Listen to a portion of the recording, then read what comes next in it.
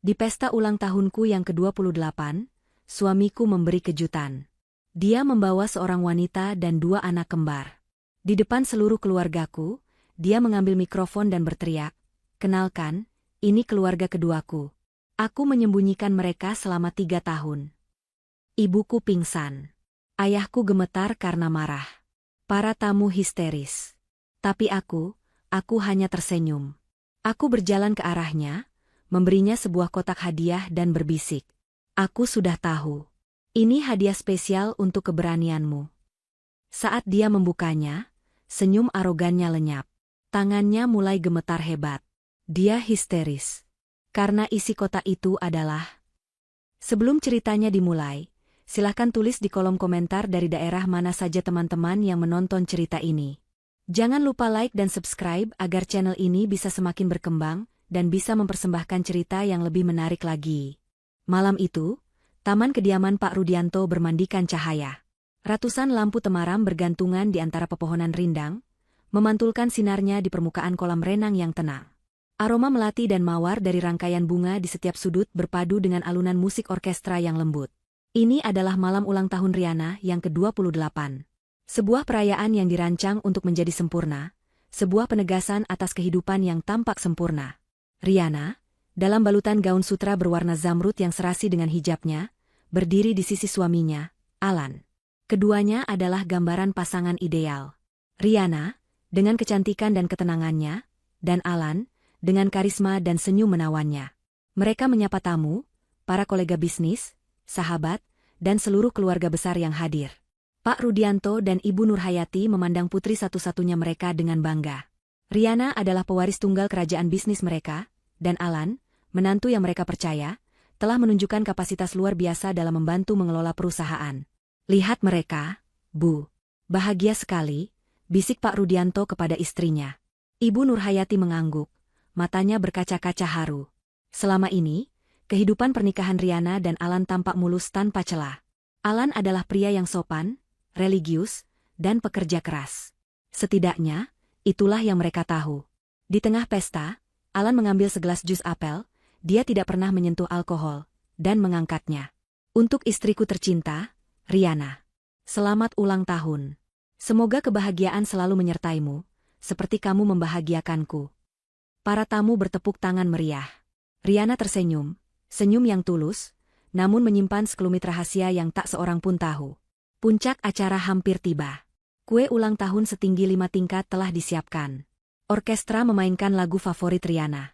Saat itulah Alan naik ke panggung kecil, meminta musik dihentikan sejenak. "Mohon perhatiannya sebentar," kata Alan melalui mikrofon.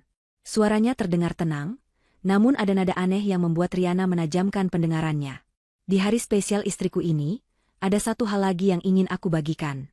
Sebuah kejutan."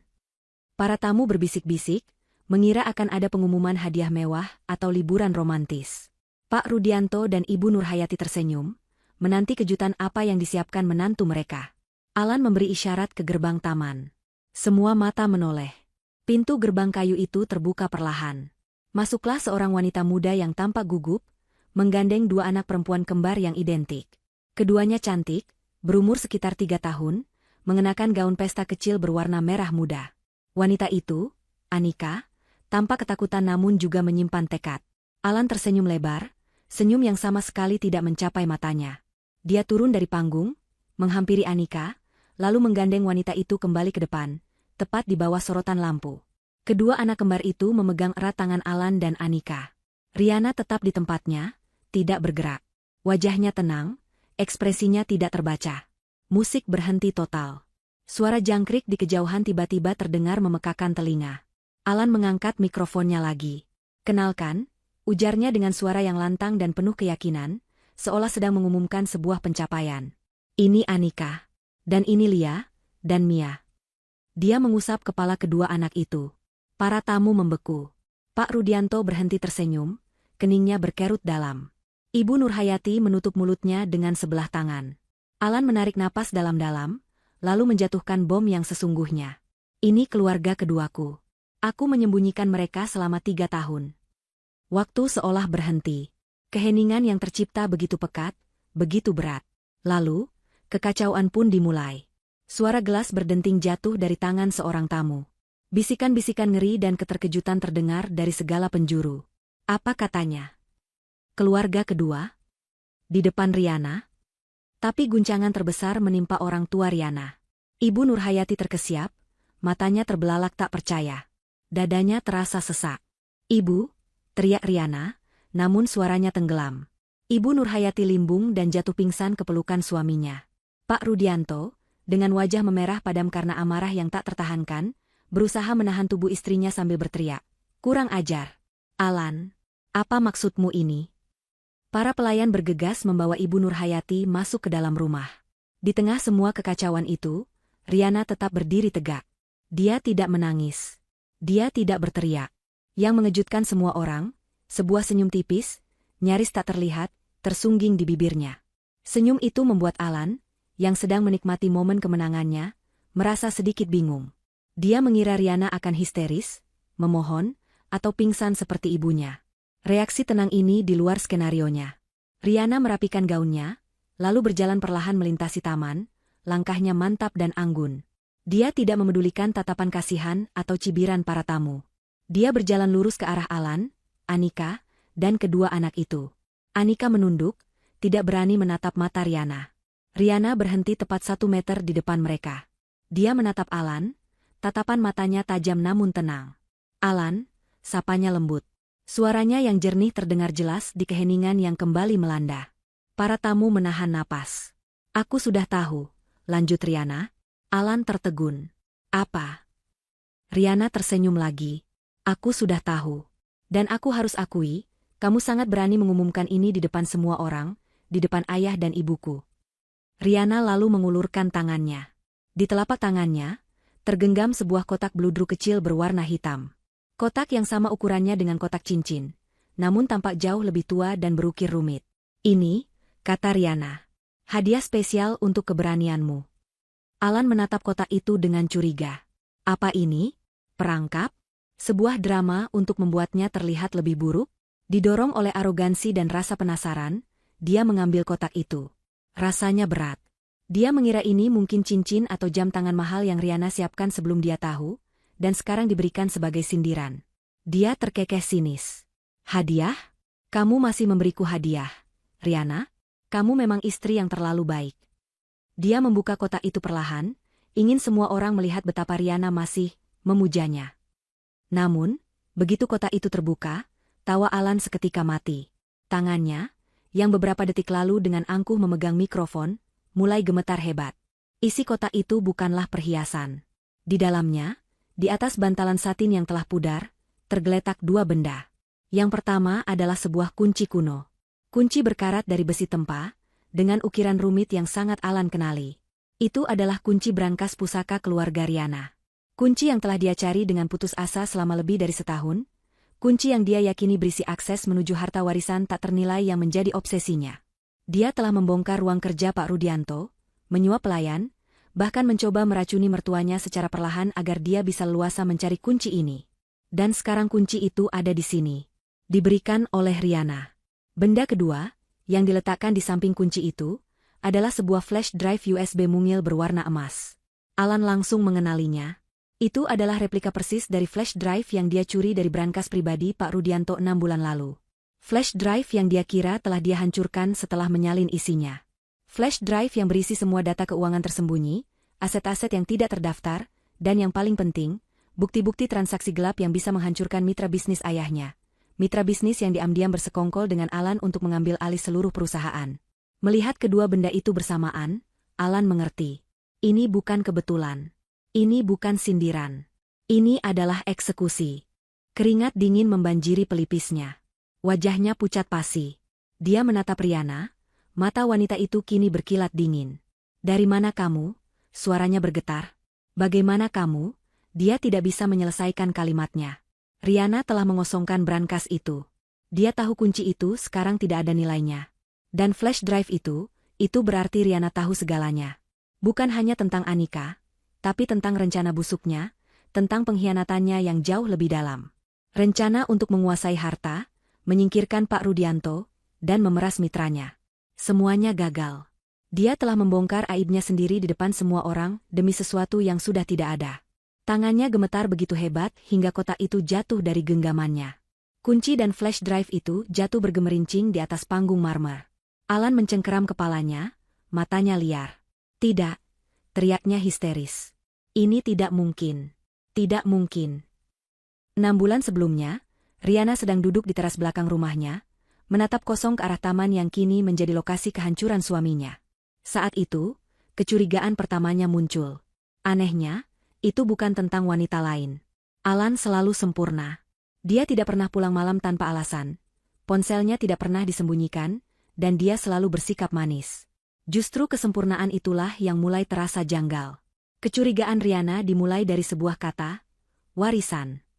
Alan, yang dulu tidak pernah peduli dengan silsilah keluarga, tiba-tiba menjadi sangat tertarik pada sejarah keluarga Riana. Dia mulai sering bertanya tentang kakek buyut Riana, tentang cerita-cerita lama, dan yang paling sering, tentang harta warisan yang konon tersembunyi. Riana awalnya menganggapnya sebagai rasa ingin tahu yang wajar dari seseorang yang ingin merasa lebih dekat dengan keluarga istrinya. Tapi pertanyaan itu semakin intens. "Sayang, di mana ayah sebenarnya menyimpan dokumen-dokumen penting?" tanyanya suatu malam. "Aku dengar kakek buyutmu punya brankas khusus. Apa itu benar?" Riana menjawab sekenanya, mengatakan itu hanya dongeng lama. Namun, Alan tidak berhenti.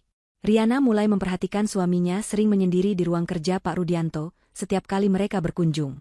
Dia akan beralasan ingin membaca buku, tetapi Riana pernah memergokinya sedang meraba-raba dinding di balik lukisan besar, seolah sedang mencari sesuatu. Saat ditanya, Alan tertawa dan berkata dia hanya mengagumi arsitektur rumah tua itu. Sejak saat itu, lonceng alarm di kepala Riana mulai berbunyi. Ini bukan sekadar rasa ingin tahu. Ini adalah obsesi. Harta warisan itu memang ada, meski tidak seperti yang dibayangkan Alan.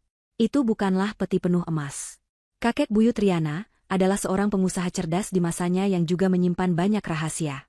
Warisan itu berupa brankas tersembunyi yang berisi sertifikat-sertifikat tanah asli di lokasi strategis, beberapa surat utang lama dari keluarga-keluarga berpengaruh, dan yang paling berbahaya, sebuah buku harian tebal berisi catatan transaksi dan perjanjian rahasia dengan banyak tokoh penting di masa lalu.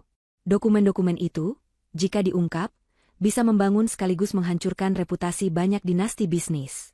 Pak Rudianto menyimpannya lebih sebagai pengingat sejarah, namun Alan melihatnya sebagai senjata. Riana adalah wanita yang cerdas. Dia tidak langsung melabrak suaminya. Dia tahu dia membutuhkan bukti. Dia menghubungi Pak Agus, seorang investigator swasta yang usianya hampir sama dengan ayahnya. Pak Agus adalah mantan pengacara di firma hukum Pak Rudianto, yang memilih pensiun dini, dan membuka jasa konsultasi. Dia adalah pria yang memegang teguh prinsip, loyal, dan yang paling penting, sangat bijak. "Pak Agus, saya Riana, putri Pak Rudianto," kata Riana melalui telepon di suatu sore ketika Alan sedang dalam perjalanan bisnis. "Saya butuh bantuan Anda. Saya ingin Anda mengawasi suami saya, Alan." Ada jeda sejenak. "Bu Riana, apakah ini masalah rumah tangga?" tanya Pak Agus hati-hati. "Saya tidak yakin," jawab Riana jujur. "Ini dimulai sebagai masalah rumah tangga, tapi firasat saya mengatakan ini jauh lebih besar. Ini bukan tentang wanita lain. Saya rasa ini tentang uang dan ayah saya." Pak Agus setuju. Laporannya datang seminggu sekali. Awalnya, semua tampak normal. Alan pergi ke kantor, rapat, makan siang dengan klien. Tidak ada yang mencurigakan. Namun, Pak Agus lebih teliti dari itu. Dia memperhatikan pola pengeluaran Alan. Ada transfer dana rutin dalam jumlah cukup besar ke rekening yang tidak diketahui. Pak Agus menelusuri rekening itu. Rekening itu atas nama Anika.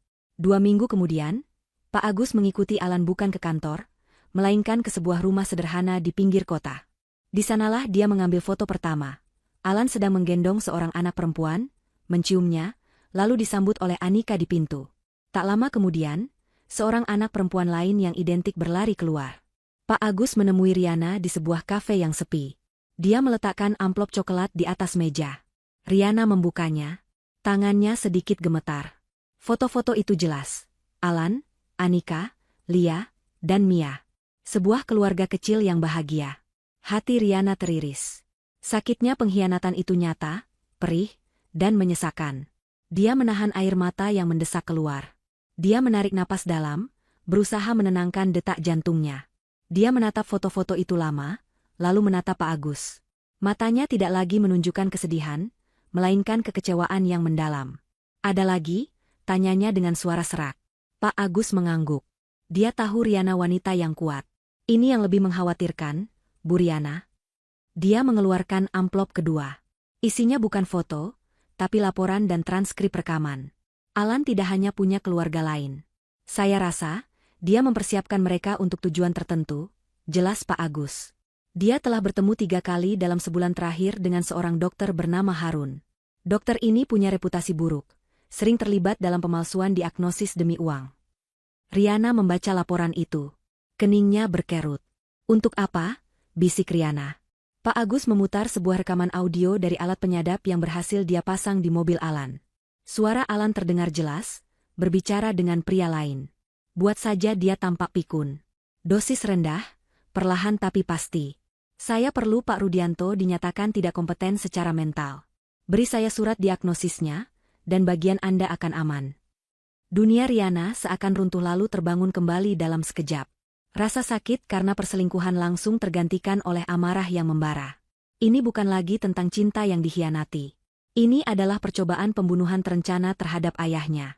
Ini adalah rencana jahat untuk mengambil alih segala sesuatu yang telah dibangun keluarganya dengan susah payah. Pria yang tidur seranjang dengannya, pria yang setiap hari mengucapkan kata cinta, ternyata adalah monster berdarah dingin. Alan berencana membuat ayahnya terlihat gila agar dia bisa mengambil alih kendali perusahaan dan harta warisan. Keluarga kedua itu, Anika dan si kembar, pastilah bagian dari rencana cadangannya.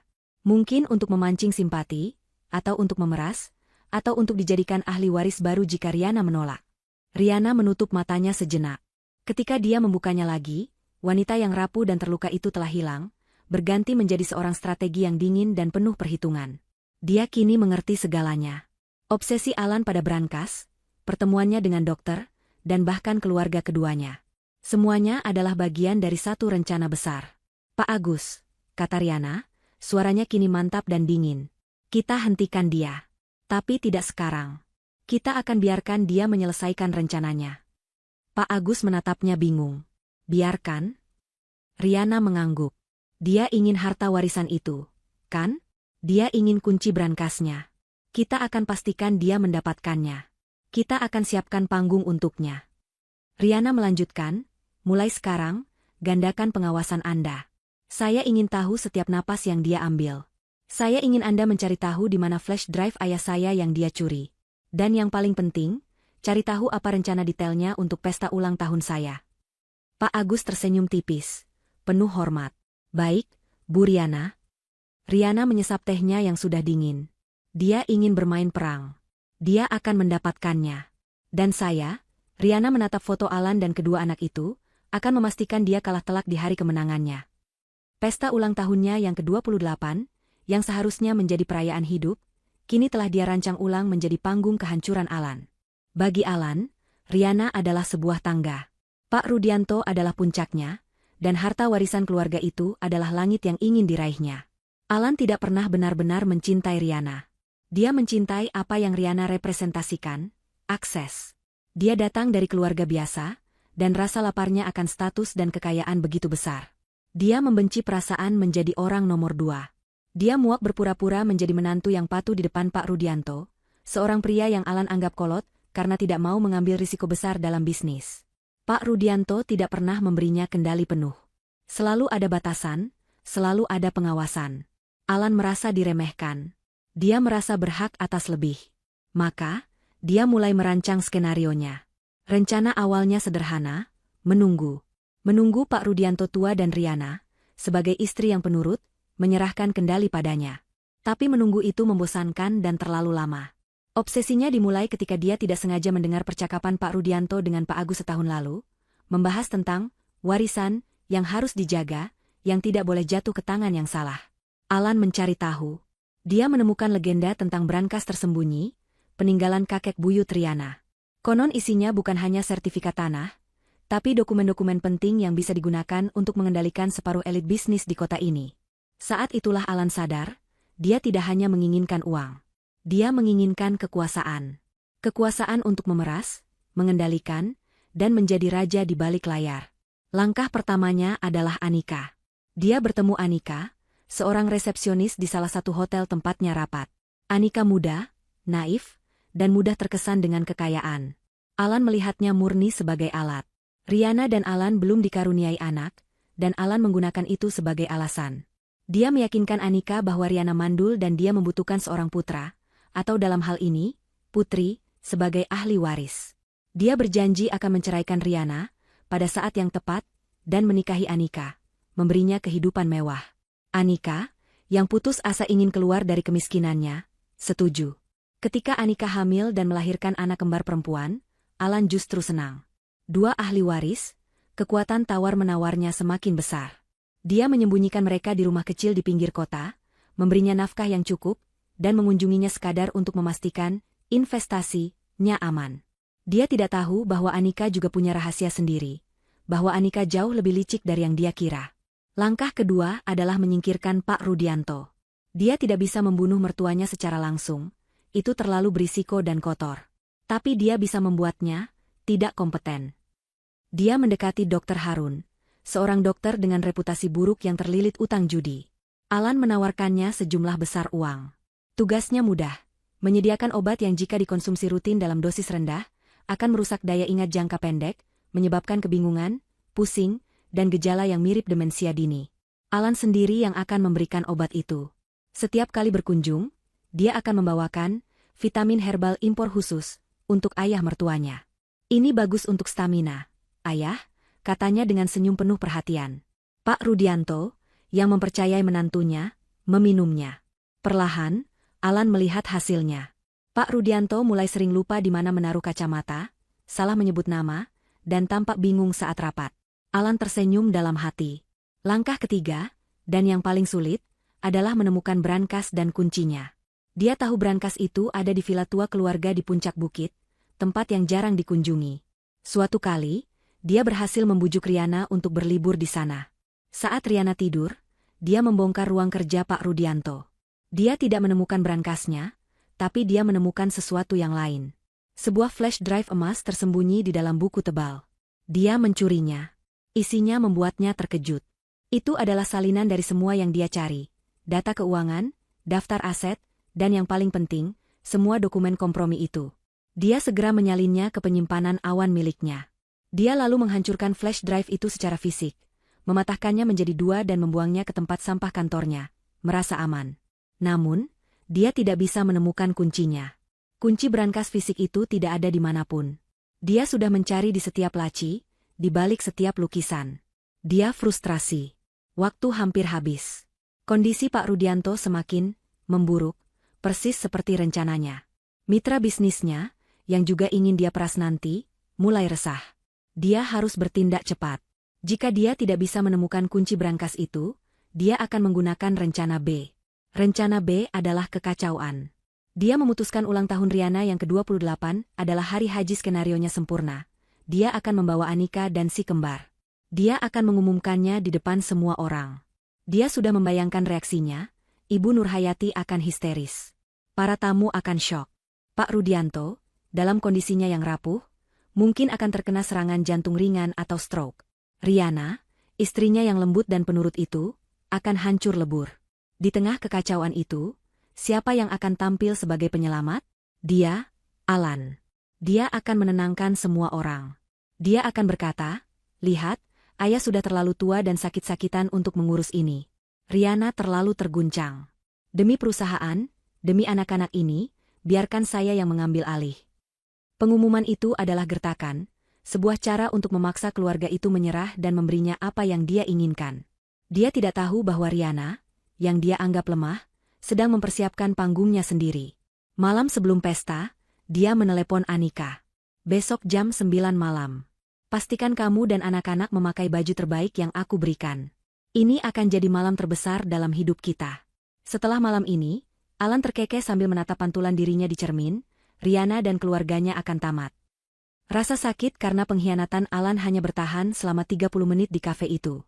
Setelah laporan Pak Agus selesai dipaparkan, rasa sakit itu mengkristal menjadi sesuatu yang lain, kemarahan yang dingin dan tekad yang membara. Riana bukan lagi istri yang berduka. Dia adalah putri yang melindungi keluarganya. Malam itu juga, dia pulang ke rumah orang tuanya. Dia tidak menangis. Dia masuk ke ruang kerja ayahnya, di mana Pak Rudianto dan Ibu Nurhayati sedang minum teh malam. Riana meletakkan amplop berisi foto dan transkrip rekaman di atas meja. Ayah, Ibu, kita punya masalah besar. Ini tentang Alan. Awalnya adalah keterkejutan. Ibu Nurhayati menangis pilu melihat foto-foto Alan bersama Anika dan si kembar. Bagaimana bisa dia?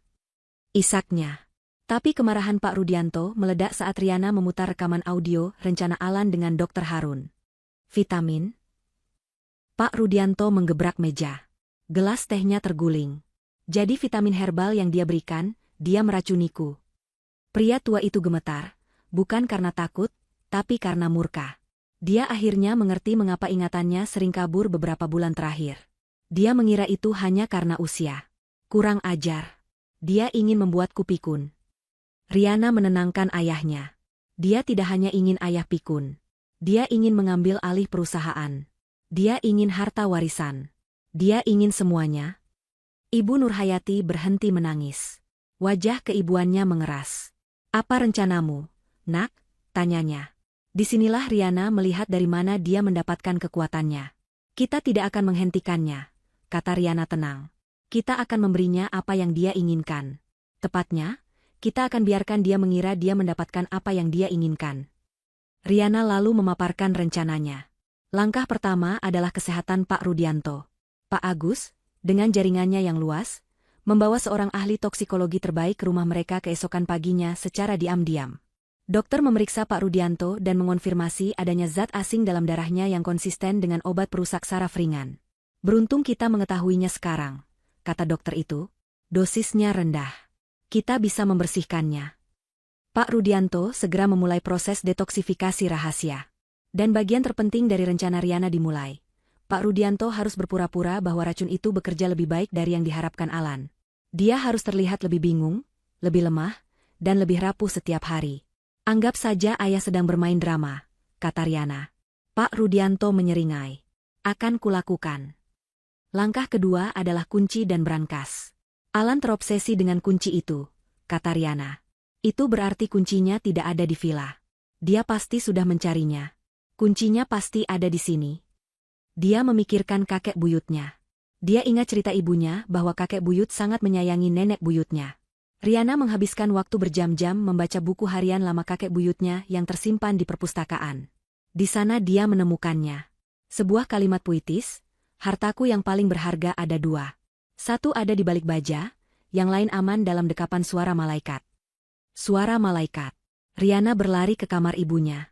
Di sana, di atas meja rias, ada kotak musik peninggalan nenek buyut untuk Ibu Nurhayati. Riana membukanya. Musik lembut mengalun. Dan di bawah lapisan bludru palsu di dasarnya, tersembunyi sebuah lubang kecil. Di dalamnya, berkilauan samar, kunci kuno dari besi tempah. Langkah ketiga, flash drive. Pak Agus memberinya kabar baik. Timnya melacak sampah kantor Alan. Mereka menemukan flash drive yang patah. Dengan susah payah, tim ahli forensik digital berhasil memulihkan datanya. Itu adalah data asli, sama persis dengan yang ada di salinan Pak Rudianto. Alan ceroboh. Dia mengira menghancurkan secara fisik sudah cukup. Riana kini memiliki bukti fisik pengkhianatan bisnis Alan. Langkah keempat, dan yang paling krusial, adalah mengosongkan brankas. Seminggu sebelum pesta ulang tahun, Riana, kedua orang tuanya, dan Pak Agus pergi ke villa tua. Suasananya tegang. Riana memasukkan kunci kuno itu ke lubang kunci tersembunyi di balik lukisan besar. Terdengar bunyi klik yang berat. Pintu baja tebal itu berderit terbuka. Isinya persis seperti yang diceritakan.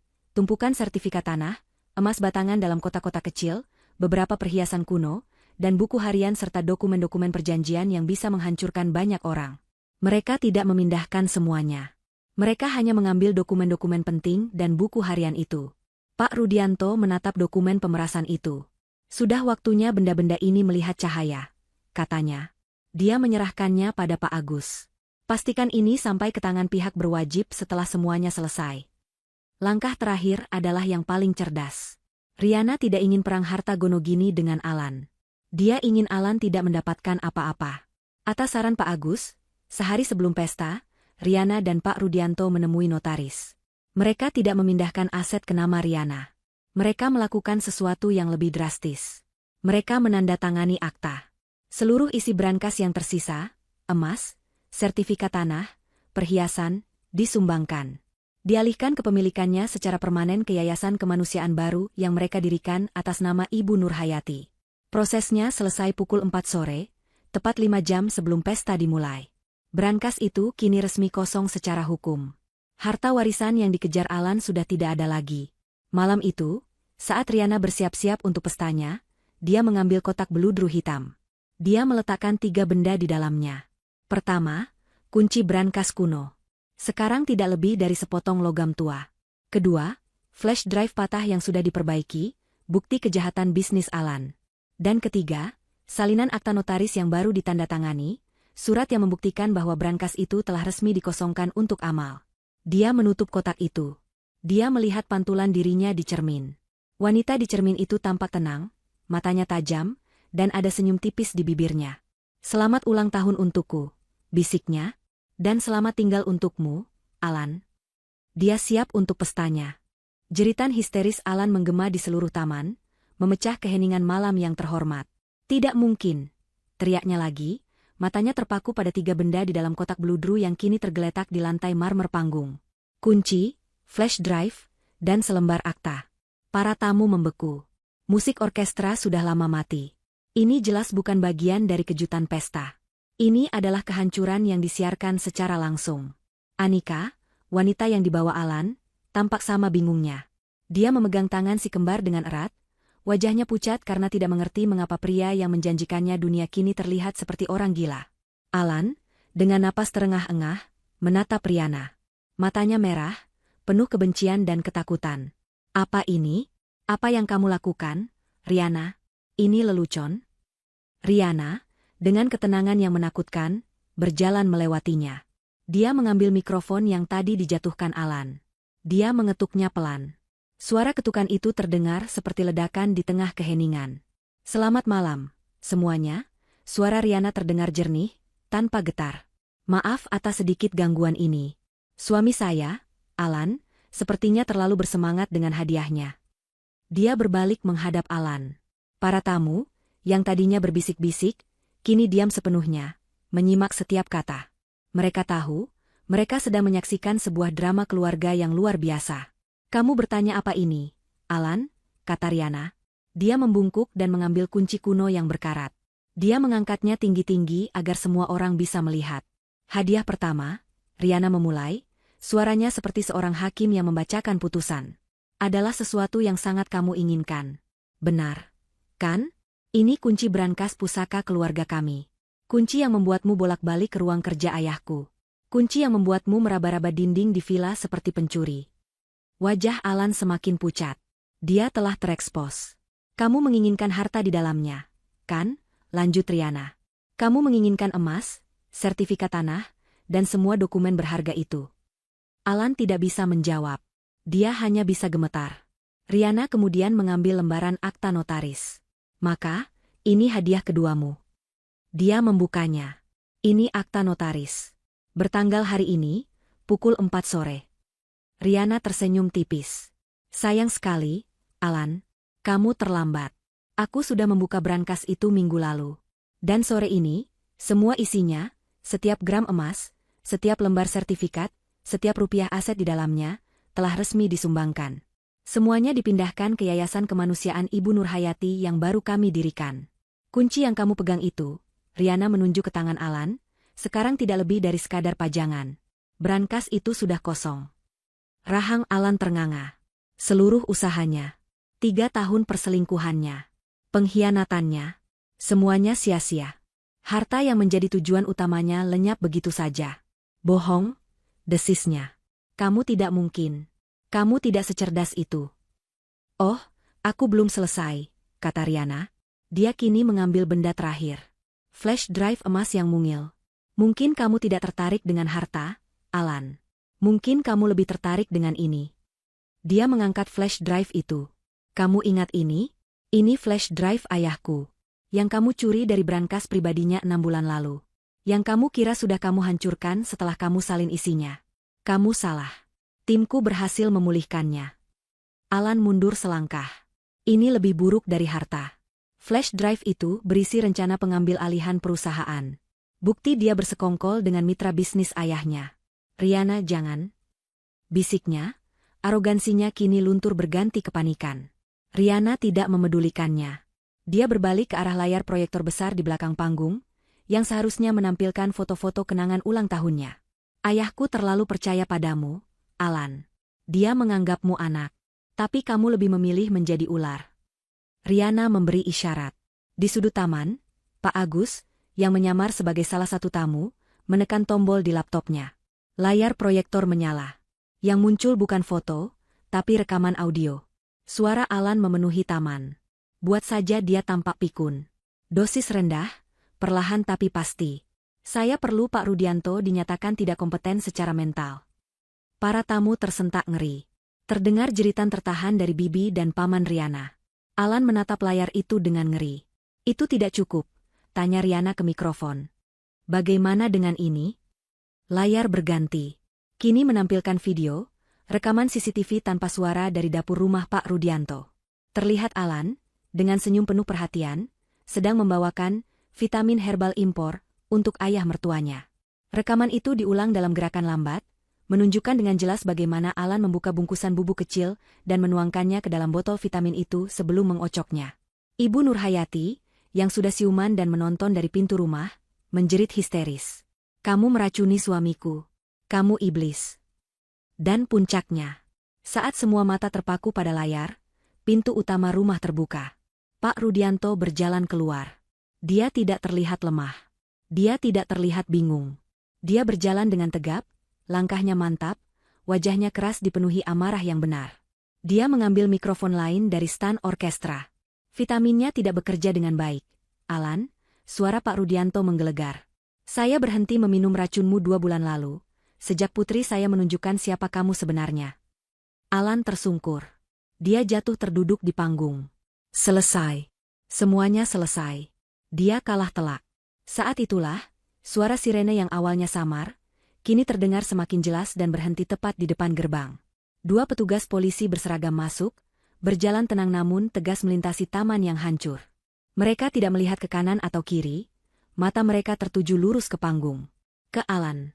Riana menatap suaminya yang kini terduduk menyedihkan. Kamu bilang kamu menyembunyikan mereka selama 3 tahun, kata Riana, menunjuk Anika dan si kembar. Aku menyembunyikan kebenaran ini selama 6 bulan. Menunggu saat yang tepat. Dan kamu memberikannya padaku malam ini. Polisi naik ke panggung. Alan, kata Riana lembut, ini hadiah ulang tahunku yang sebenarnya. Keadilan. Alan tidak meronta. Dia terlalu syok. Petugas memborgol tangannya. Tunggu, kata petugas lainnya, menatap Anika yang gemetar ketakutan. Anda juga harus ikut kami, Nona. Anda terlibat dalam konspirasi penipuan ini. Anika menangis. Aku tidak tahu apa-apa soal racun. Aku bersumpah. Tapi protesnya sia-sia. Dia dan Alan digiring keluar. Kedua anak kembar itu, Lia dan Mia, menangis ketakutan melihat ibu mereka di bawah. Ibu Nurhayati, di tengah kesedihannya, segera berlari dan memeluk kedua anak tak berdosa itu. Bawa mereka masuk. Ini bukan salah mereka, isaknya. Pesta telah berakhir. Para tamu diam 1000 bahasa. Riana berdiri sendirian di atas panggung, di tengah sisa-sisa kue ulang tahunnya yang hancur. Dia menatap langit malam. Akhirnya, dia bisa bernapas. Rumah besar itu terasa sunyi selama 3 hari berikutnya. Cahaya lampu pesta yang gemerlap telah digantikan oleh kilatan kamera para wartawan yang berkemah di luar gerbang. Skandal menantu yang meracuni mertua demi harta, ditambah drama perselingkuhan yang diungkap di pesta ulang tahun, menjadi berita utama nasional. Pak Rudianto dan Ibu Nurhayati tidak keluar kamar. Mereka perlu menenangkan diri. Riana, sebaliknya, sibuk. Dia tidak berduka. Dia membereskan kekacauan. Dia duduk di ruang kerja ayahnya bersama Pak Agus, memilah-milah tumpukan dokumen. Di antara tumpukan itu, ada 1 kotak kayu berukir yang tidak ikut disumbangkan. Ini adalah inti dari warisan yang sebenarnya. Bukan emas atau tanah. Pak Rudianto akhirnya bergabung dengan mereka, wajahnya tampak lebih tua namun matanya jernih. Dia menunjuk kotak itu. Ini yang sebenarnya Alan inginkan, kata Pak Rudianto pelan. Riana membukanya. Isinya bukan harta, melainkan puluhan buku catatan kecil dan bundel dokumen yang diikat pita. Itu adalah arsip Wiratama, catatan harian kakek buyut Riana. Kakekmu, jelas Pak Rudianto, adalah rentenir bagi kaum elit di zamannya. Dia menyimpan catatan setiap utang, setiap kesepakatan curang, setiap rahasia gelap para pengusaha dan politisi besar. Ini, Pak Rudianto menepuk kotak itu, adalah bahan pemerasan yang bisa menghancurkan separuh keluarga terpandang di negeri ini. Riana akhirnya mengerti. Alan tidak hanya menginginkan uang. Dia menginginkan kekuasaan. Dia ingin menjadi pemain di balik layar, mengendalikan orang-orang dengan rahasia masa lalu mereka. Dia lebih busuk dari yang kukira, bisik Riana. Apa yang akan ayah lakukan dengan ini? Pak Rudianto terdiam lama. Selama ini ayah menyimpannya, menganggapnya sebagai jaminan. Tapi melihat apa yang Alan rencanakan, kekuatan seperti ini terlalu berbahaya. Riana mengangguk. Dia mengambil sebuah dokumen secara acak. Nama keluarga yang sangat dia kenal tertera di sana. Kekuatan, kata Riana, hanya berbahaya di tangan yang salah. Alan ingin menggunakannya untuk kejahatan. Kita gunakan untuk kebaikan. Dia menatap ayahnya. Sudah waktunya membersihkan rumah, ayah. Bukan dengan memeras mereka, tapi dengan menyerahkan ini ke pihak yang berwenang. Pak Rudianto tersenyum bangga. Pikiranmu jernih. Lakukan. Riana menyerahkan kotak itu kepada Pak Agus. Pastikan ini sampai ke Komisi Pemberantasan Korupsi. Secara anonim. Biarkan badai dimulai. Pak Agus mengangguk hormat.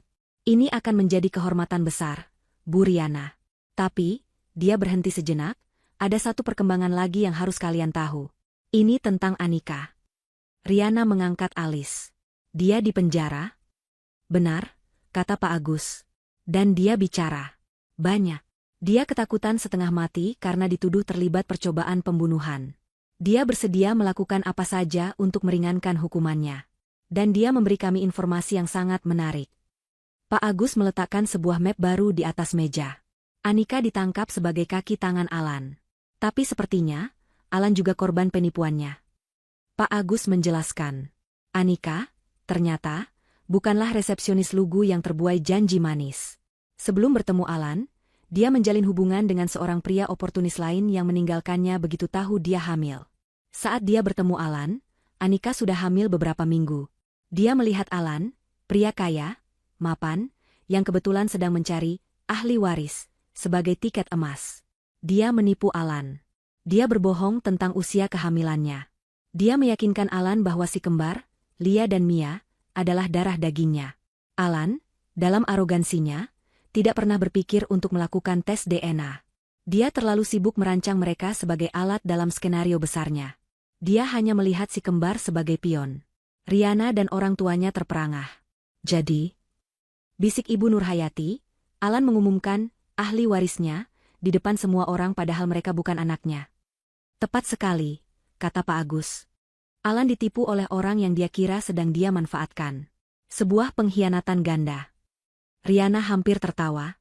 Ironi ini begitu pahit sekaligus begitu pas. Seluruh rencana Alan untuk keluarga kedua, sebagai pengungkit warisan, ternyata dibangun di atas kebohongan wanita lain. Pak Agus menutup mapnya. Alan belum tahu. Dia masih di sel isolasi. Tapi besok, saat pengacaranya menemuinya, saya akan pastikan hasil tes DNA ini ada di tangan mereka. Adegan berganti ke ruang kunjungan penjara yang steril dan dingin. Alan duduk di balik kaca. Penampilannya kusut, matanya kosong, namun masih ada sisa arogansi di sana. Dia sedang menunggu pengacaranya. Pintu di seberang terbuka, tapi yang masuk adalah Pak Agus. Alan langsung berdiri. Apa maumu? Di mana pengacaraku? Pak Agus duduk dengan tenang. Dia tidak berkata apa-apa. Dia hanya mengambil sebuah amplop coklat dari tasnya dan mendorongnya melalui slot di bawah kaca. Apa ini? Gertak Alan. Baca saja, kata Pak Agus. Ini tentang investasi terbesarmu, putri kembarmu. Alan merobek amplop itu dengan kasar. Dia membaca laporan hasil tes DNA itu. Sekali, dua kali. Matanya bergerak liar melintasi halaman. Wajahnya berubah dari bingung, menjadi merah padam, lalu pucat pasi. Laporan itu menyimpulkan, probabilitas Alan sebagai ayah biologis Lia dan Mia adalah 0%. Dia telah mempertaruhkan segalanya. Pernikahannya, kebebasannya, reputasinya, demi anak orang lain. Keheningan pecah oleh suara tawa. Tawa yang parau, serak, dan penuh kegilaan.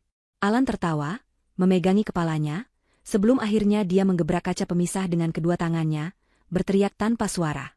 Kepingan terakhir dari kewarasannya telah hancur. Pengadilan Alan dan Anika menjadi tontonan publik. Setiap hari, media massa berkumpul di depan gedung pengadilan, memburu setiap detail dari skandal yang mengguncang kaum elit itu. Alan, yang di awal persidangan masih berusaha menunjukkan sisa-sisa arogansinya, hancur berkeping-keping. Satu persatu, kejahatannya dibongkar. Dimulai dari rencana penipuan korporasi, pemalsuan dokumen, hingga puncaknya, percobaan pembunuhan terencana terhadap ayah mertuanya sendiri, Pak Rudianto. Rekaman audio yang diputar Riana di pesta menjadi bukti kunci. Ditambah lagi kesaksian Dr. Harun yang akhirnya berbalik arah demi keringanan hukuman. Pukulan terakhir bagi Alan adalah kesaksian Anika. Di bawah sumpah, Anika mengakui segalanya. Dia menceritakan bagaimana Alan merekrutnya, menjanjikan pernikahan, dan menjadikannya alat untuk mengamankan warisan. Namun, demi menyelamatkan dirinya dari tuduhan percobaan pembunuhan, Anika membongkar rahasianya sendiri. Dia menyerahkan hasil tes DNA itu ke pengadilan. Dia bersaksi bahwa Alan tidak pernah tahu bahwa si kembar bukan darah dagingnya. Ruang sidang hening sejenak, lalu riuh rendah oleh bisikan terkejut. Alan, yang duduk di kursi terdakwa, hanya menatap kosong ke depan. Dia telah ditipu oleh wanita yang dia tipu. Pengkhianatan ganda itu menyempurnakan kehancurannya. Vonis pun dijatuhkan. Alan mendapatkan hukuman 20 tahun penjara, hukuman maksimal untuk gabungan kejahatannya. Anika, karena kerjasamanya dan statusnya sebagai saksi kunci, mendapatkan hukuman yang jauh lebih ringan. 3 tahun penjara karena terbukti ikut serta dalam konspirasi penipuan. Di tengah semua drama hukum dan pemberitaan media, ada 2 korban yang terlupakan, Lia dan Mia. Kedua anak perempuan berusia 3 tahun itu kini berstatus sebagai anak negara. Mereka tidak memiliki siapa-siapa. Alan bukan ayah mereka. Anika akan berada di penjara untuk waktu yang lama. Ayah biologis mereka entah ada di mana. Untuk sementara, mereka ditempatkan di sebuah panti asuhan milik pemerintah yang bersih dan terkelola dengan baik. Nasib mereka menjadi catatan kaki dalam skandal besar itu. Tapi tidak bagi semua orang. Di rumah keluarga Rudianto, kehidupan perlahan kembali normal, meski dalam bentuk yang baru. Riana sibuk membantu ayahnya menata ulang perusahaan, membersihkan sisa-sisa pengaruh Alan dan mitra bisnisnya yang khianat. Tapi di malam hari, keheningan rumah sering pecah oleh isak tangis Ibu Nurhayati. "Aku tidak bisa melupakan mereka, Riana," kata Ibu Nurhayati suatu malam, matanya sembab. Malam itu, saat semua kacau, aku memeluk mereka. Mereka gemetar ketakutan. Mereka tidak tahu apa-apa. Mereka hanya anak-anak. Riana memeluk ibunya. Dia sendiri berusaha keras untuk tidak memikirkan kedua anak itu. Mereka adalah simbol hidup dari pengkhianatan Alan. Melihat mereka adalah pengingat rasa sakit. Tapi ibunya benar. Mereka tidak berdosa. Minggu berikutnya, Riana, Ibu Nurhayati, dan Pak Agus mengunjungi panti asuhan itu. Mereka tidak datang sebagai keluarga Rudianto. Mereka datang sebagai donatur anonim, meminta izin untuk melihat-lihat. Dari balik jendela kaca ruang pengelola, mereka melihat ke taman bermain. Di sana, di bawah pohon mangga, Lia dan Mia sedang bermain ayunan. Mereka tertawa, berebut mainan dengan anak-anak lain, lalu berpelukan. Mereka tampak normal. Mereka tampak seperti anak-anak pada umumnya. Ibu Nurhayati kembali menangis, tapi kali ini dalam diam. Riana memandangi kedua wajah mungil itu. Wajah yang nyaris menghancurkan keluarganya. Tapi kini, yang dia lihat hanyalah kepolosan. "Kita akan adopsi mereka, kan, Nak?" bisik Ibu Nurhayati penuh harap. Riana terdiam lama. Dia memejamkan mata, membiarkan semua emosi bergejolak di dalam dirinya. Rasa marah, sakit hati, kasihan, dan kebingungan. Dia menarik napas panjang. "Tidak, Ibu," katanya pelan. Ibu Nurhayati menatapnya kaget. "Riana?" "Aku tidak bisa, Bu," lanjut Riana, suaranya serak namun tegas. "Aku tidak akan pernah bisa melihat mereka tanpa mengingat malam itu. Aku tidak akan pernah bisa mencintai mereka sepenuhnya tanpa bayang-bayang Alan dan Anika. Itu tidak adil untukku. Dan yang lebih penting, Riana menatap kedua anak itu tidak adil untuk mereka. Mereka berhak mendapatkan cinta yang utuh, bukan sisa-sisa dari belas kasihan." Ibu Nurhayati mengerti. Dia memeluk putrinya erat. "Tapi lalu apa?" Riana berbalik menghadap Pak Agus, matanya kini jernih dan penuh keputusan. Saya tidak bisa menjadi ibu mereka, kata Riana. Tapi saya bisa memberi mereka sesuatu yang Alan dan Anika tidak pernah bisa berikan, masa depan. Riana memaparkan rencananya. Dia meminta Pak Agus untuk segera memindahkan kedua anak itu ke panti asuhan lain yang lebih baik, di kota lain yang jauh. Saya ingin mereka memulai hidup yang baru, Pak Agus. Jauh dari pemberitaan, jauh dari skandal ini. Lebih dari itu, Riana menginstruksikan Pak Agus untuk menggunakan sebagian dari aset pribadinya, bukan aset perusahaan atau keluarga, untuk membuat sebuah dana perwalian atas nama Lia dan Mia. Dana itu anonim, tidak ada yang boleh tahu siapa donaturnya. Saya ingin dana itu menjamin segalanya, kata Riana. Pendidikan terbaik sampai mereka lulus universitas, perawatan kesehatan, tempat tinggal yang layak. Pastikan mereka tidak kekurangan apapun. Satu-satunya syarat, nama mereka harus diubah. Beri mereka identitas baru yang legal, agar mereka bisa tumbuh tanpa beban nama orang tua mereka. Pak Agus mengangguk, matanya menunjukkan rasa hormat yang mendalam. Itu akan diatur, Bu Riana. Ini adalah tindakan yang sangat mulia. Riana menggeleng. Ini bukan kemuliaan, Pak Agus. Ini keharusan. Ini satu-satunya cara untuk mengakhiri lingkaran ini. Riana menatap kedua anak itu untuk terakhir kalinya. Mereka sedang tertawa, tidak menyadari bahwa takdir mereka baru saja diubah. Mereka tidak boleh menanggung dosa kita, bisik Riana kepada ibunya. Kehidupan mereka dimulai hari ini, bersih dari nama Alan, dan juga bersih dari nama kita. Mereka bertiga pergi meninggalkan panti asuhan itu dalam diam, meninggalkan masa lalu di baliknya, dan memberi Lia serta Mia kesempatan untuk memiliki masa depan yang tidak pernah mereka bayangkan. Beberapa minggu setelah vonis Alan dijatuhkan, sebuah badai lain mulai menerpa ibu kota. Badai ini tidak datang dari ruang pengadilan, tapi dari gedung-gedung tinggi perkantoran dan lingkaran politik. Satu persatu, tokoh-tokoh besar yang namanya selama ini bersih, mulai dipanggil oleh Komisi Pemberantasan Korupsi. Sebuah investigasi besar-besaran dibuka, mengungkap jaringan korupsi dan kesepakatan gelap yang akarnya telah menjalar puluhan tahun. Para pengusaha terpandang, politisi senior, bahkan beberapa pejabat penegak hukum, terseret. Media menyebutnya, skandal arsip kuno. Setelah sebuah kotak berisi dokumen-dokumen rahasia dari masa lalu secara anonim dikirimkan ke meja pimpinan KPK. Tidak ada yang tahu siapa pengirimnya. Di ruang keluarga, Riana dan Pak Rudianto menonton berita malam. Wajah-wajah yang mereka kenal di pesta dan pertemuan bisnis kini muncul di televisi dengan rompi oranye tahanan. Pak Rudianto menyesap tehnya dengan tenang.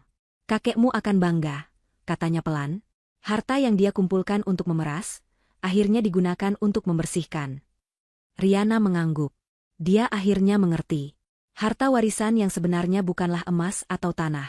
Itu adalah kebenaran. Alan ingin menggunakan kebenaran itu untuk mengendalikan orang, untuk mendapatkan kekuasaan lewat rasa takut. Riana dan ayahnya memilih jalan yang berbeda. Mereka melepaskan kebenaran itu, membiarkannya bekerja untuk keadilan. Beban yang selama ini disimpan keluarganya selama 3 generasi akhirnya terangkat. Perusahaan Rudianto Group, yang sempat goyah karena skandal Alan, kini berada di tangan yang lebih kokoh. Riana tidak lagi hanya menjadi putri pewaris. Dia secara resmi mengambil posisi sebagai direktur operasional. Dia bekerja berdampingan dengan ayahnya. Dia merombak total sistem yang ada. Dia memecat semua orang yang terbukti loyal kepada Alan, memutus kontrak dengan mitra bisnis ayahnya yang berkhianat, dan menerapkan sistem transparansi penuh. Awalnya berat. Banyak yang meragukan kemampuannya. Tapi Riana, yang telah melalui api pengkhianatan, tidak lagi takut pada tantangan bisnis. Dia tegas, cerdas, dan yang terpenting, adil. Perlahan tapi pasti, kepercayaan investor dan karyawan kembali pulih. Perusahaan itu tidak hanya selamat, tapi tumbuh lebih kuat dengan fondasi yang jujur. Namun, pekerjaan Riana tidak berhenti di ruang rapat. Harta yang diselamatkan dari brankas kuno itu, yang secara hukum telah dipindahkan ke Yayasan Ibu Nurhayati, kini harus disalurkan. Riana dan ibunya mendedikasikan diri mereka untuk membangun yayasan itu dari nol. Itu bukan sekadar papan nama untuk menghindari pajak. Itu menjadi misi hidup mereka. Yayasan Ibu Nurhayati difokuskan untuk membantu para korban yang ceritanya mirip dengan mereka. Perempuan dan anak-anak yang terjebak dalam lingkaran kekerasan dalam rumah tangga, penipuan finansial oleh pasangan, dan manipulasi psikologis. Riana menggunakan pengalamannya sendiri sebagai cetak biru. Yayasan itu tidak hanya memberi perlindungan rumah aman, tapi juga bantuan hukum gratis untuk menuntut hak mereka, konseling trauma, dan pelatihan keterampilan agar mereka bisa mandiri secara finansial. Riana tidak hanya duduk di dewan pengawas. Dia turun langsung. Dia mendengarkan cerita para wanita yang datang, yang matanya penuh ketakutan dan keputusasaan, mata yang sama seperti yang dia lihat di cermin 6 bulan lalu. Tapi kini, Riana bisa memberi mereka lebih dari sekadar simpati. Dia memberi mereka alat untuk melawan balik. Peluncuran resmi yayasan itu sederhana, jauh dari kemewahan pesta ulang tahunnya yang naas. Hanya dihadiri oleh para staf, beberapa donatur awal, dan penghuni pertama rumah aman itu. Riana, dalam balutan kemeja sederhana dan hijab praktis, berdiri di podium kecil. Dia menatap wajah-wajah di depannya. Dulu, katanya, suaranya mantap, saya mengira harta adalah tentang apa yang kita miliki. Emas, tanah, saham. Saya salah. Harta yang sebenarnya adalah kekuatan untuk bangkit. Dia berhenti sejenak, menatap ibunya yang tersenyum haru. Musuh terbesar kita bukanlah pria jahat seperti yang saya temui, lanjutnya. Musuh terbesar kita adalah keheningan. Keheningan yang kita pilih saat kita tahu ada sesuatu yang salah, baik pada diri kita maupun orang lain. Dia tersenyum. Yayasan ini adalah suara kami.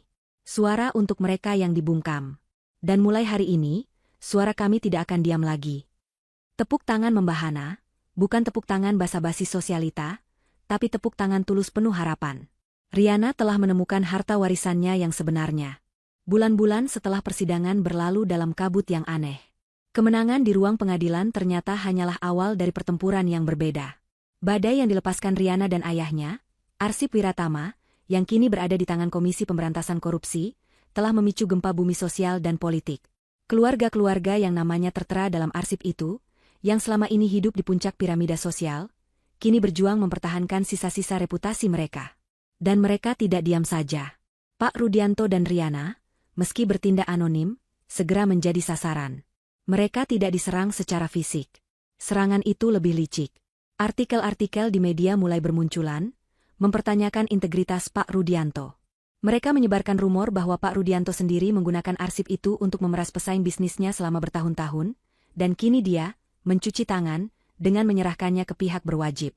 Mereka bahkan mencoba memutarbalikkan fakta, menggunakan ironi yang kejam. Mereka menyewa pakar untuk berspekulasi bahwa Pak Rudianto, setelah insiden peracunan oleh menantunya, mengalami gangguan mental dan tidak lagi kompeten. Persis seperti yang diinginkan Alan. Ancaman-ancaman terselubung datang melalui telepon dan surat kaleng. Para penguasa lama yang terluka itu berbahaya. Disinilah Riana menunjukkan kekuatannya yang baru. Dia tidak lagi bersembunyi di balik ketenangan palsu. Saat ayahnya ingin membalas serangan media itu dengan kemarahan, Riana menahannya. Dia mengadakan satu konferensi pers. Hanya satu. Dia berdiri di depan puluhan kamera, diapit oleh Pak Agus dan tim pengacara barunya. Dia tidak membantah rumor satu persatu. Dia hanya menatap lurus ke lensa kamera. Selama puluhan tahun, keluarga kami menyimpan sejarah yang bukan milik kami. Katanya, suaranya tenang dan tegas. Sejarah itu berisi kebenaran yang menyakitkan. Kami punya pilihan, terus menyimpannya dan membiarkannya meracuni kami dari dalam, atau melepaskannya agar keadilan bisa berjalan. Kami memilih yang kedua. Tindakan ini, lanjutnya, telah mendatangkan konsekuensi. Kami dituduh, kami difitnah. Itu kami terima. Karena kebenaran, seperti api, memang panas. Dia akan membakar siapa saja yang mencoba menyembunyikannya. Keluarga kami tidak akan lagi menyimpan rahasia. Kami tidak akan lagi diam.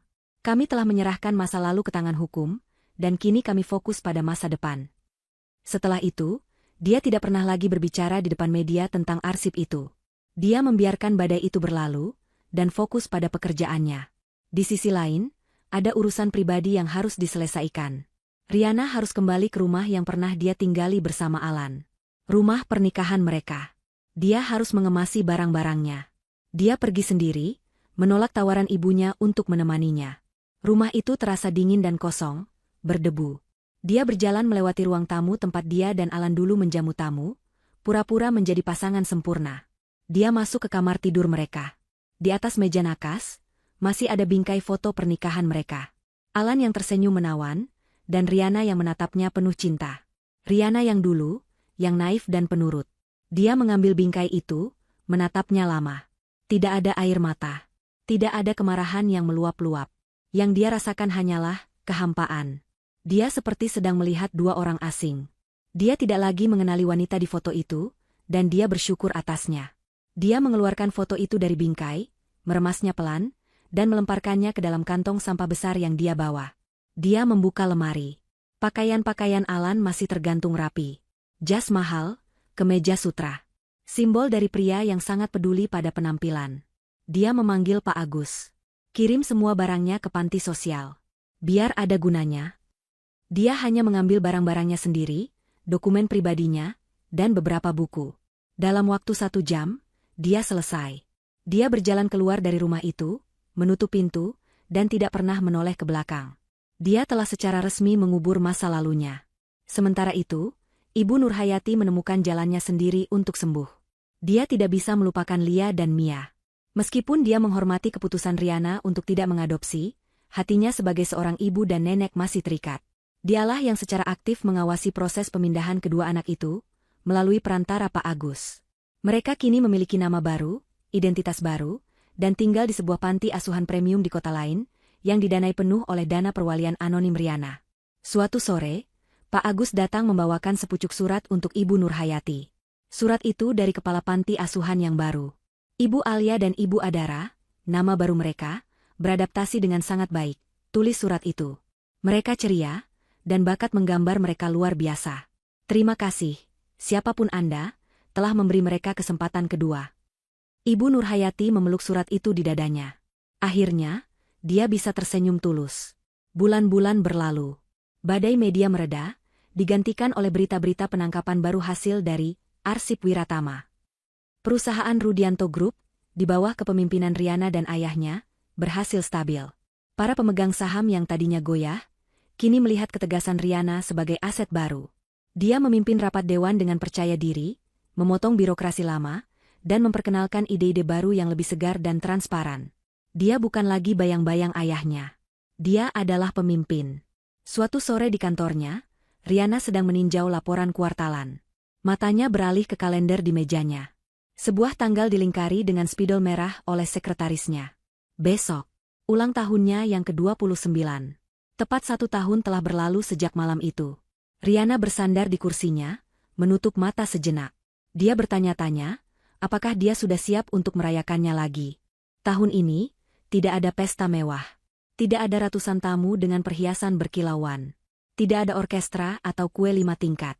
Ulang tahun Riana yang ke-29 dirayakan dengan cara yang sama sekali berbeda. Lokasinya bukan di rumah utama yang megah, melainkan di taman belakang villa tua di puncak bukit. Tempat yang sama di mana brankas kuno itu tersembunyi. Tempat yang dulu menjadi simbol rahasia kelam keluarga, kini telah diubah Riana menjadi taman bunga yang asri. Udara sore itu sejuk, beraroma pinus dan melati. Tamunya hanya 4 orang. Pak Rudianto, Ibu Nurhayati, Pak Agus, dan istrinya, yang selama ini menjadi pendukung senyap suaminya. Mereka duduk di meja kayu sederhana, menikmati teh hangat dan penganan ringan buatan Ibu Nurhayati. Suasananya tenang, penuh kedamaian. Jauh dari intrik dan drama yang mewarnai kehidupan mereka setahun terakhir. Pak Rudianto tampak 10 tahun lebih muda. Beban menjaga arsip kuno itu telah terangkat dari pundaknya. Dia kini menghabiskan sebagian besar waktunya mengurus yayasan bersama istrinya, menikmati masa pensiun yang sesungguhnya. Ibu Nurhayati, wajahnya tidak lagi dibayangi kesedihan. Dia sibuk mengorganisir program baru di Yayasan Ibu Nurhayati, sebuah program beasiswa seni untuk anak-anak panti asuhan. Pak Agus, yang kini menjadi kepala keamanan dan penasihat hukum tetap di Rudianto Group, tersenyum melihat Riana. Selamat ulang tahun, Bu Riana, katanya tulus.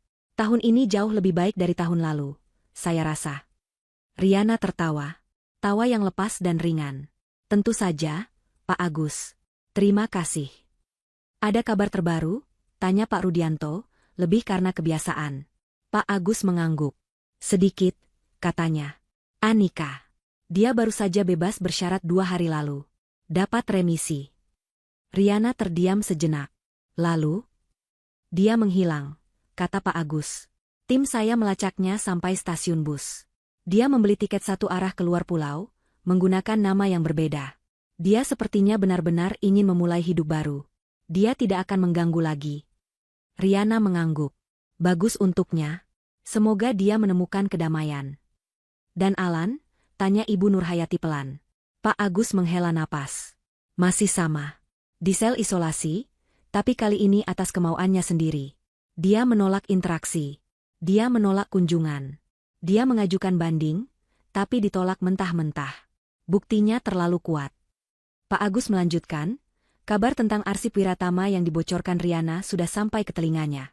Dia sadar bahwa dia mempertaruhkan segalanya demi harta yang tidak hanya gagal dia dapatkan, tapi juga sengaja dihancurkan oleh Riana. Itu pukulan terakhir baginya. Dia hancur. Dia bukan siapa-siapa lagi di dalam sana. Hanya tahanan lain yang sudah kehilangan akal sehatnya. Keheningan melingkupi meja mereka. Bukan keheningan yang canggung, tapi keheningan yang meresapi makna keadilan. Karma telah bekerja. Semua yang terlibat telah mendapatkan akhir yang setimpal. Alan, yang serakah akan kekuasaan dan harta, kini tidak memiliki keduanya, terkurung dalam penjara fisik dan mental. Anika, yang mencari jalan pintas menuju kekayaan, kini harus memulai dari nol dengan identitas baru. Para politisi dan pengusaha korup, yang berlindung di balik nama besar, kini menghadapi pengadilan. Dan si kembar, Lia dan Mia, yang menjadi korban tak berdosa, kini tumbuh di lingkungan baru yang aman, dengan masa depan cerah yang terjamin, jauh dari bayang-bayang orang tua mereka. Ibu Nurhayati mengeluarkan sesuatu dari tasnya. Sebuah amplop tipis. Dia memberikannya pada Riana. Bukan dari ibu. Ini dikirim Pak Agus, dari pengurus panti. Riana membukanya. Di dalamnya ada selembar kertas gambar. Gambar dua anak perempuan, dengan nama baru mereka, Alia dan Adara, sedang berdiri di depan sebuah rumah kecil yang cerah. Di atasnya ada matahari dan pelangi. Di sudut kertas tertulis, "Terima kasih," dengan krayon warna-warni. Riana menatap gambar itu lama. Untuk pertama kalinya, melihat simbol pengkhianatan suaminya itu tidak lagi menimbulkan rasa sakit. Yang ada hanya rasa lega. Dia tersenyum, senyum tulus yang mencapai matanya. Malam mulai turun. Pak Rudianto menyalakan beberapa lentera kertas di taman. Dia menghampiri putrinya yang sedang berdiri di tepi taman, menatap kerlip lampu kota di kejauhan. "Ayah bangga sekali padamu, Nak," bisik Pak Rudianto. Riana bersandar di bahu ayahnya. "Aku juga bangga pada ayah. Kita berhasil melaluinya." Ibu Nurhayati datang membawa sepotong kecil kue brownies dengan satu lilin di atasnya. "Ayo tiup lilinnya, Riana." Riana menatap api kecil itu. Dia teringat ulang tahunnya yang ke-28. Pesta besar, gaun mewah, dan pengkhianatan yang menghancurkan. Dia teringat kata-kata Alan di depan mikrofon, "Ini keluarga keduaku." Riana tersenyum tipis. 1 tahun, bisiknya pada dirinya sendiri. "Ulang tahun lalu, aku kehilangan seorang suami yang tidak pernah mencintaiku. Tahun ini, aku menemukan diriku sendiri. Aku menemukan kekuatanku, dan aku mendapatkan kembali keluargaku yang utuh." Dia menarik napas dalam-dalam, lalu meniup lilin itu. Di bawah langit berbintang, dikelilingi oleh orang-orang yang benar-benar mencintainya, itu adalah perayaan ulang tahun terbaik yang pernah dia miliki.